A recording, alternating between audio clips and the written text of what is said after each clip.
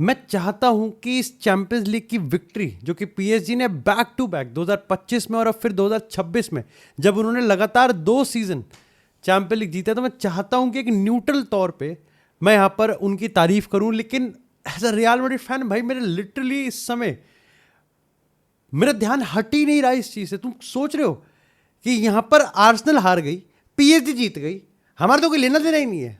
हम तो 2 महीने पहले ही फ्री हो गए थे, 2 महीने पहले ही अनएम्प्लॉयड का हमने पर्चा भर दिया था, और उसके बाद से हम लोग लिटरली जो मजाक सेट के हमने जो 56 बकचोदी के फार्म भरे हैं, पर अगले 1 साल बेचैनी में, डिप्रेशन में, टेंस नर्व्स, हर एक चीज, हर एक चैंपियन लीग के उस हफ्ते में और आने वाले नॉकआउट, जब अगले सीजन के नॉकआउट्स होंगे, जितनी नजर रियल मैड्रिड पे रहेगी उससे कहीं ज्यादा नजर पीएसजी पे भी रहेगी। क्योंकि तुम सोच रहे हो, रियल मैड्रिड का 21वीं सदी का सबसे हिस्टोरिक अगर कोई फीट है तो वो ये कि उन्होंने 3 साल लगातार चैंपियन लीग जीता था, और पीएसजी उसको 66% कंप्लीट कर चुकी है, यानी कि सिर्फ 1/3 बचा है। वो 2 साल लगातार चैंपियन लीग जीत चुके हैं।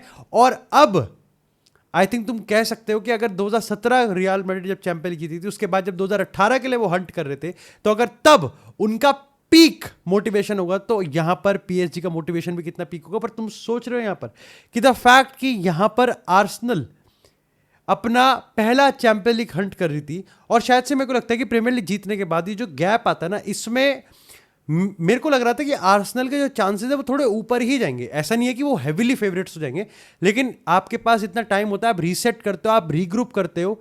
और आर्सेनल एक ऐसी टीम है जिसको मोमेंटम की जरूरत नहीं है। वो उनका प्ले स्टाइल ऐसा है कि वो एक ऐसी टीम जो कि बहुत ही हाई स्कोरिंग मोमेंटम पे होती है कि हर मैच में 4 गोल, 5 गोल, 6 गोल मार रहे हैं, या फिर उनके पास कोई ऐसा प्लेयर है जो कि लिटरली 20 गोल मार चुका है, 30 गोल मार चुका है और उसका स्ट्रीक चल रहा है। ऐसे में आपकी टीम का जो मेंटालिटी होती है वो ये होती है कि यार ये मोमेंटम पे जितना राइड कर सकते हैं उतना राइड करते हैं। बट आर्सेनल थोड़ी सी अपोजिट टीम है। आर्सेनल एक ऐसी टीम है जो कि कलेक्टिव डिफेंसिव स्टेबिलिटी पे काम करती है। They don't have any player जो कि 30+ गोल मारता है, तो उनको पता है कि यहाँ पर अगर उनका गेम प्लान चल गया तो उनके लिए काय हैवर्ट्स भी एक सोने की चिड़िया है, नहीं तो ग्योकेरेस भी सोने की चिड़िया है। साथ ही साथ यहाँ पर अगर हम पीएसजी की बात करें तो पीएसजी के पास यहाँ पर डिफेंसिव, पीएसजी के पास वो सारी चीज़ है जो आर्सेनल के पास है अपार्ट फ्रॉम सेट पीसेस। लेकिन पीएसजी के पास एक ऐसी चीज़ है जो कि आर्सेनल इस पूरे सीजन में अचीव तो नहीं कर पाई, और शायद से उनका टारगेट भी था, but that was clutch. That was कि गेम को सर के बल पलटते कैसे हैं, उनके पास ये चीज़ अबंडेंस में है।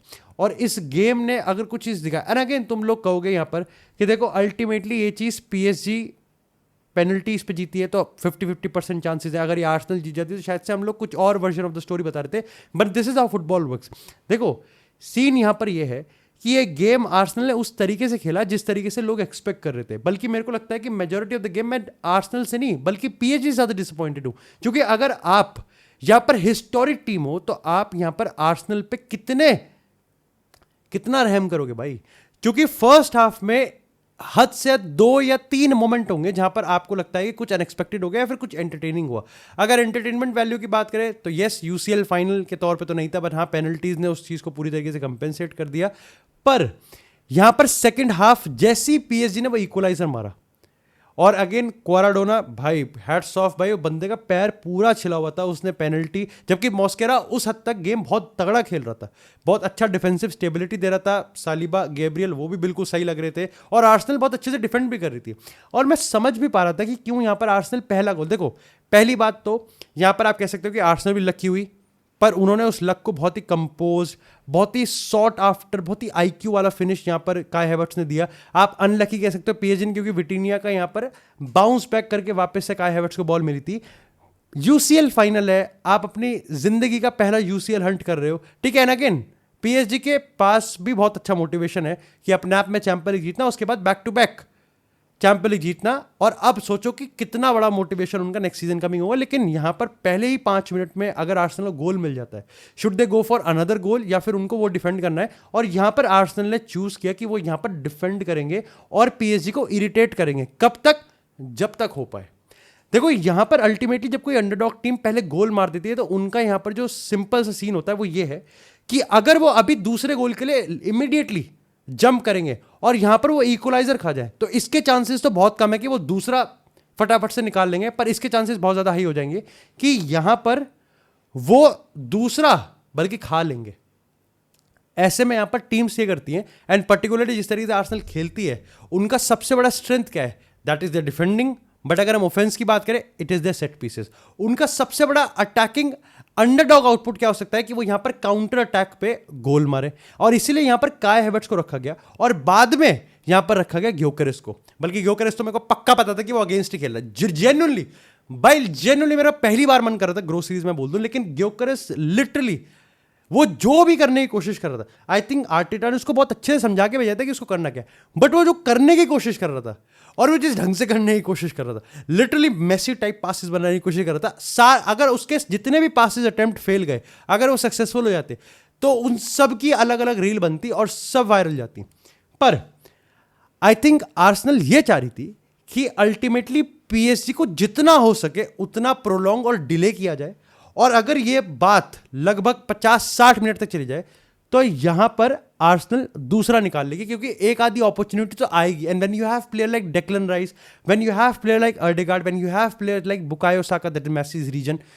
पर अब ये प्लान ना बिल्कुल सही जा रहा था, क्योंकि यहां तक ऐसा हो रहा था कि आर्सेनल डिफेंड बहुत अच्छा कर रही थी, ठीक है। देखो सिंपल सी बात है, पब्लिक जो भी मास ओपिनियन है, जो भी जनरल ओपिनियन है, उसका क्या फर्क पड़ता है? अल्टीमेटली आर्सेनल को इससे फर्क नहीं पड़ता, क्योंकि आर्सेनल जिस चीज पे अपना सीजन बिल्ड कर रही थी, जिस चीज की वजह से उन्होंने प्रीमियर लीग उठाया, वो चीज को वो यहां पर एग्जीक्यूट कर रहे थे, और मैं उनको ब्लेम भी नहीं करता, ठीक है। डिस्पाइट द फैक्ट कि चाहे उन्होंने एंटरटेनमेंट वैल्यू कुछ ना दियो, पर यहां पर वो अपना इतिहास का, हिस्ट्री का पहला चैंपियन लीग हंट कर रहे हैं। I can not blame them. बस दिक्कत की बात ये थी कि यहां पर आर्सेनल का जो ऑफेंस था वो इतना कम था, वो इतना कम था कि यहां पर वो चांसेस भी नहीं बन रहे थे। वो जो एक दो मोमेंट, और अगेन जब आपको you have to be so clinical, you have to be so ruthless and so brutal कि आप पीएसजी को हर अटैक पर डरा दो। यहां पर बोनस पॉइंट ये था आर्सेनल के लिए कि पीएसजी, अब जैसे फॉर एग्जांपल पीएसजी और चेल्सी के हम गेम की बात करते हैं, पीएसजी ने 8-2 से चेल्सी को बाहर किया, लेकिन सबको पता है कि पहले हाफ के मेजॉरिटी ऑफ द गेम में चेल्सी और पीएसजी लिटरली बराबर पे थे।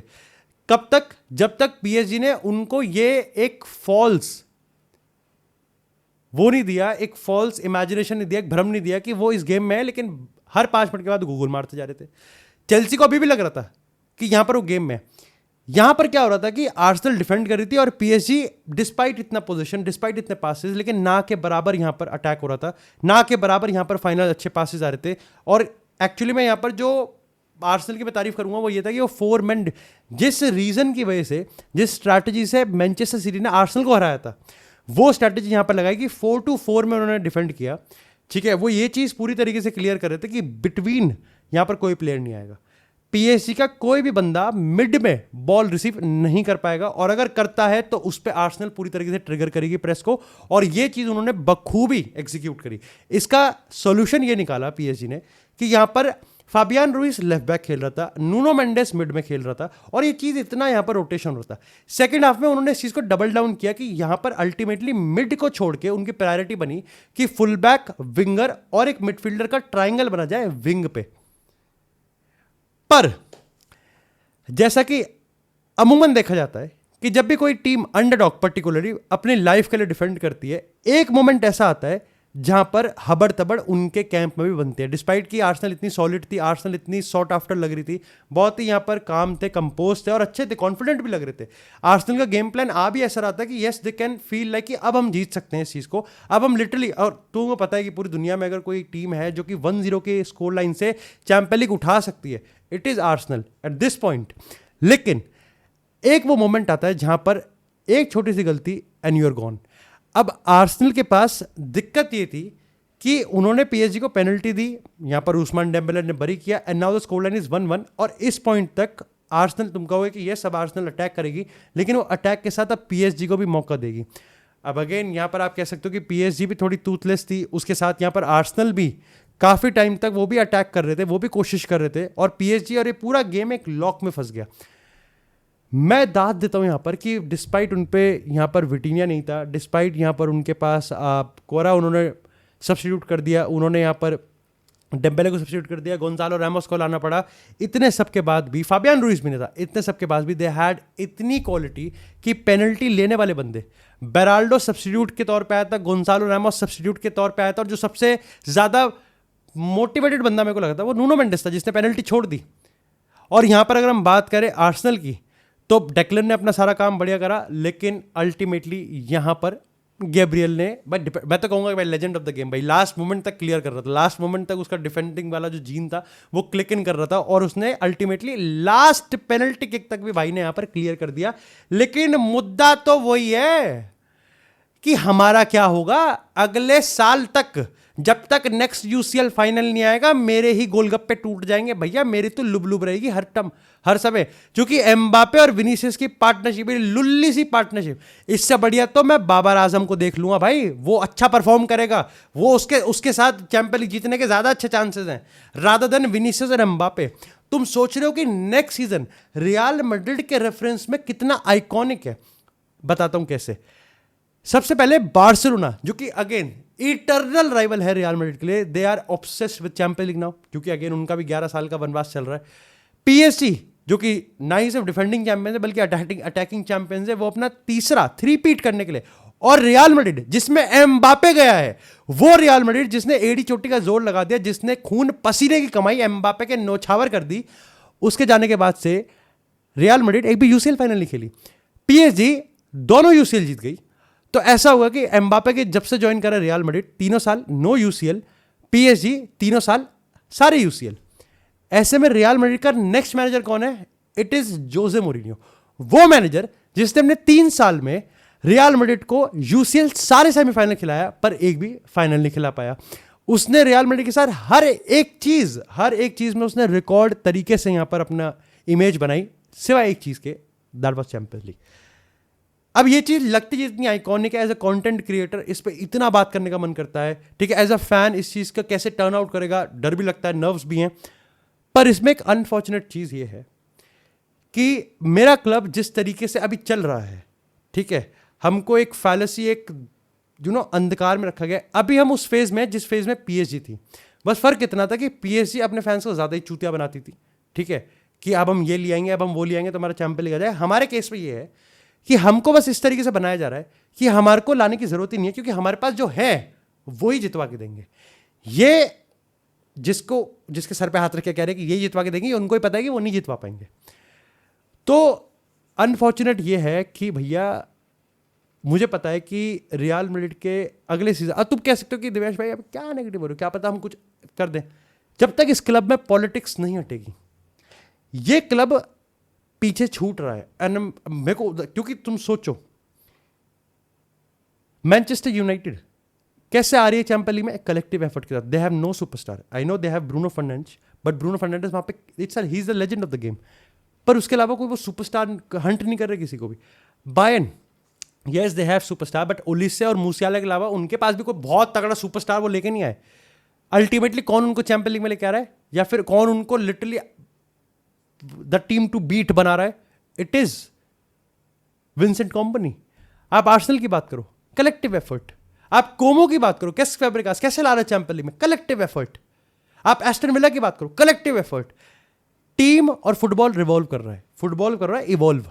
और रियल मैड्रिड हिस्टोरिकली हमेशा परफॉर्म करती हुई है, पर इस बार इस एरा में आई थिंक स्टारडम और पॉलिटिक्स, और वो भी टॉक्सिक पॉलिटिक्स के चक्कर में रियल मैड्रिड पीछे गिर सकती जा रही है, और इससे मेरे दही वाले ठंडे हुए।